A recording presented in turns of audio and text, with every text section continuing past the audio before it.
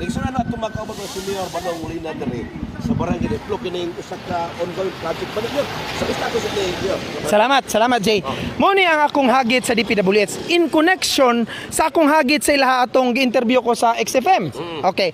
Nga magbuhat og ocular inspection sa tanang project sa DPWH within my municipality, giunsa nila pagbaboy ang mga proyekto. Example kini. Okay. Kini nga bridge extension or widening to 2023 ni. 2022 to 2023. Nahuman ni mga 2024. Wala pa ni nagian, Jay. Nangutana ko sa DPWH, kinsay nag-accept ani nga tulay. Nangutana ko nila lately, ingon sila, i-repair ni ang cost sa repair, ang mugasto sa repair, ang una nga kontraktor. Pero karon, naadiya karon ang buds bro, sila mo'y nakadaog sa repair and rehabilitation, gifundingan og bago. Wala pagali ni nagian bisag sa kasakyanan. Wala pagali ako ni na-accept, gi-repair na. Ngano man, klaro kayo nga substandard. Kung magsubay ka sa mga engineer, na si engineer Bandao, na si engineer RR, bisag ang ilang engineer na dapat na girder dia. Nagtuo ko nga sa design sa DPWH na anay girder din na gibutang para dili kay layo ang span. Pero lang tawa sa ilang gihimo. Walay girder, gikunik ra nila anang old nga mga kabilya din ha sa daan nga tulay pagkauman gibutangan og styrofoam. Styropor, oh. Dayon, 4 inches lang, supposedly 12 inches ang gibago na ni. 4 inches lang ang simento. Mo ni nahitabo, nahugno. Wala pa naagian. Ang akong pangutana, nganong nakalusot ni sa DPWH?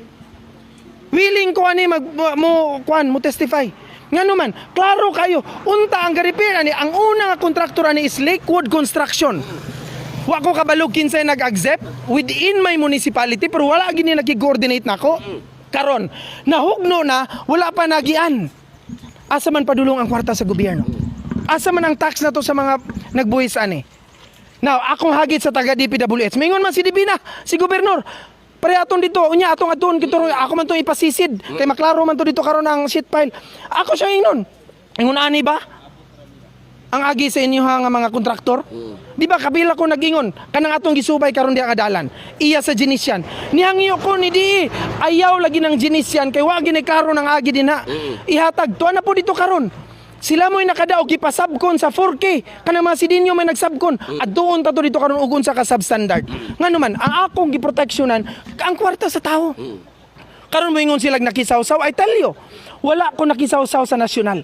Kung imong lantawon, atong lantawon after dire, ang akong letter of complaint sa regional director, sa DE, before pa sa election, before pa ning gawas ng flood control nga project nga issue dia, na anak ko'y complaint sa ilaha.